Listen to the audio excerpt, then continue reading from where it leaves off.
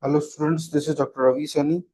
Today's discussion is about the mechanism that is responsible for the contraction of muscles. In previous classes, we have studied about the neuromuscular junction. So, there is a connection between nerves and muscles. We call it neuromuscular junction. So, from the nerve cells, action potential is generated, which got transferred to the muscles by the neuromuscular junction, and that action potential is responsible for the contraction of muscle. So in this mechanism, basically there are three stages. The first one is the excitation contraction coupling. Second is the role of troponin and tropomyosin. The third one is the sliding mechanism and formation of ectomyosin complex. So these are the three stages of muscle contraction. We also call it sliding mechanism, ratchet mechanism. There are some names, popular names, through which we understand this mechanism of contraction of muscles. The first stage is the excitation contraction coupling. So when a muscle is stimulated, action potential is generated in the muscle fiber. So basically, there is a generation of action potential in case of muscle fiber. So basically, this action potential got transferred from the nerves to the muscle fibers by the help of neuromuscular junction. So there is a specific mechanism of this transfer of action potential from nerves to muscle. We will study in neuromuscular junction this whole concept. In case of excitation contraction, I'm just starting from that where muscle fiber have a action potential. So this action potential spreads over the sarcolemma through the T tubules, and this action potential also reaches to the L tubules, and the calcium ions stored got released into the sarcoplasm towards the actin filament. So basically, there is a specific structure, we call it sarcotubular system. In sarcotubular system, there are three structures, one T tubules and two L tubules. We call it triad of sarcotubular system. The T tubules basically formed by the invagination of the sarcolemma, and the L tubules formed by the modification of the sarcoplasmic reticulum. So these structures are responsible for the formation of sarcotubular system. When action potential, which is generated in the muscle fiber by the neuromuscular junction, this action potential spreads over the sarcolemma, and it spreads very fast through the T tubules, because these T tubules have orientation through and through from one surface, from one end, from one surface of the muscle fiber towards the other surface. So there is a through and through connection of these T tubules. So these T tubules helps in spreading of the action potential very fast. L tubules also have connection with the T tubules. So this action potential easily approaches to the L tubules, and there is a storage of calcium ions. These calcium ions spreads or released into the sarcoplasm, and these calcium ions got attached with the troponin protein. In muscle fiber, we studied about the basic myofilaments, the actin filament, which is thin filament, and the myosin filament. The thin filaments are formed by the actin protein, troponin protein, and tropomyosin protein. These three proteins are responsible for the formation of thin filaments. In case of a thick filament, basically there is a myosin protein which have a head and tail structure. The calcium ions which released by the L tubules got attached with the troponin protein of the actin filament. So basically there is a attachment of calcium ions with the troponin protein, and this produces change in the position of troponin, which pulls tropomyosin molecule away from the actin protein.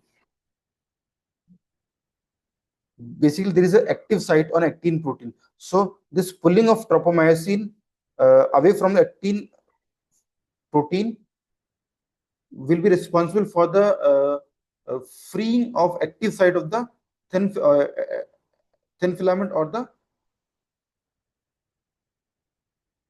actin protein. The active site of F18 is uncovered by the attachment of the calcium. This active site of the actin protein got freed, and there is a this active site will get attached with the head of the myosin protein. I'm just repeating the whole concept again. After generation of action potential in muscle fibers, this action potential spreads very fast through the T tubules and reaches to the L tubules. In L tubules, there is a storage of calcium ions. These calcium ions got released into the sarcoplasm, and these calcium ions got attached with the troponin protein. So there is a conformational change. This attachment of calcium with the troponin protein pulls away the tropomyosin from the actin filament, so that the active site of actin protein got freed, and this active site now have a tendency to attach with the myosin head of the myosin filament. Basically, myosin filament or the thick filament formed by the myosin protein, which have a head and tail portion. So this head portion of the myosin filament, myosin protein got attached with the active site of the actin protein. Now there is a formation of cross bridges. This one is the head portion, and this one is the active site of the actin protein. There is a formation of cross bridges. So after binding with the active site of the F18, the myosin head tilted towards the arm, so the actin filament is dragged along with it. This tilting of head is called power stroke. After forming cross bridges, the head of the myosin filament got tilted, and this tilting also pulls away the actin filament towards the center. This this tilting basically requires energy, which is available by the breakdown of ATP into the ADP. This tilting of the myosin head immediately breaks away from the active site and returns to the original position. Now it combines with the new active site on the actin molecule, and tilting movement occurs again. After pulling the actin filament towards the center, this cross bridges breaks, and this myosin head will get attached to uh, another site of actin filament, and again pulls away the actin filament towards the center. So this cycle happens again and again. So the head of the cross bridge bends back and forth and pulls the actin filament towards the center of the sarcomere. In this way, all the actin filaments of the both the ends of sarcomere are pulled.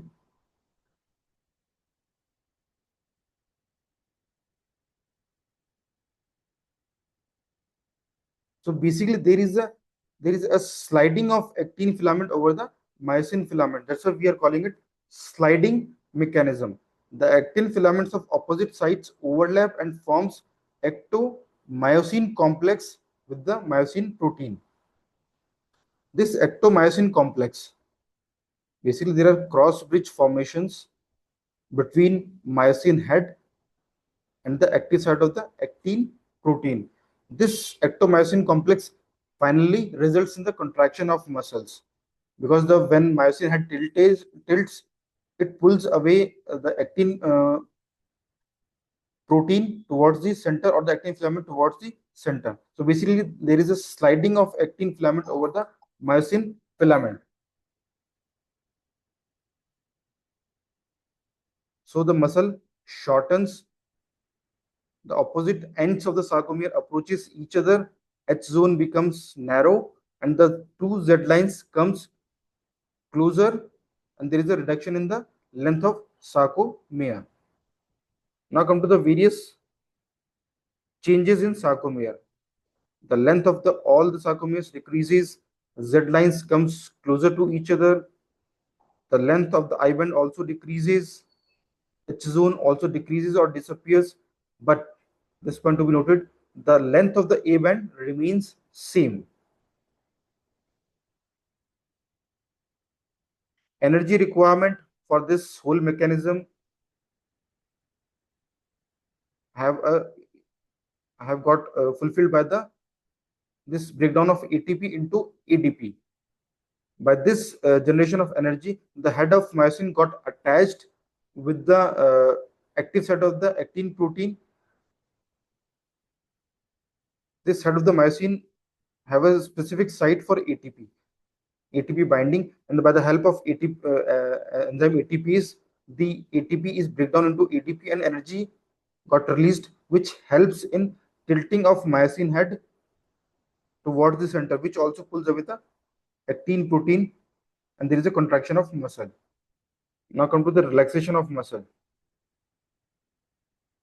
When calcium ions pumped back into the L tubules, there is the calcium content available in the sarcoplasm decreases. So uh, there is a detachment of calcium ions from the troponin protein.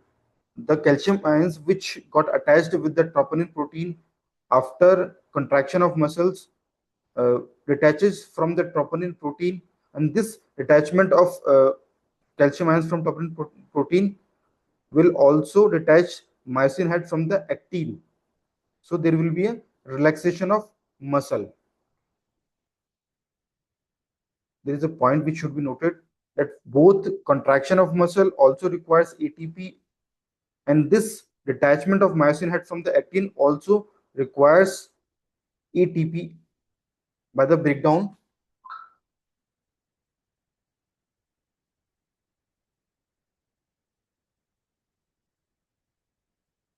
So in a summarized way, we see that ATP is crucial for both muscle contraction and relaxation, which provides energy for filament movement, cross bridge formation, and detachment as well.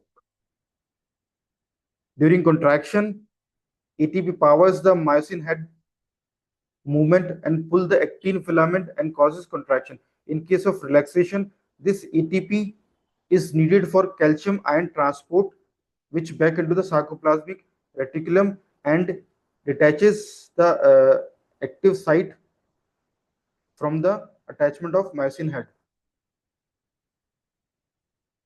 Both contraction and relaxation requires energy.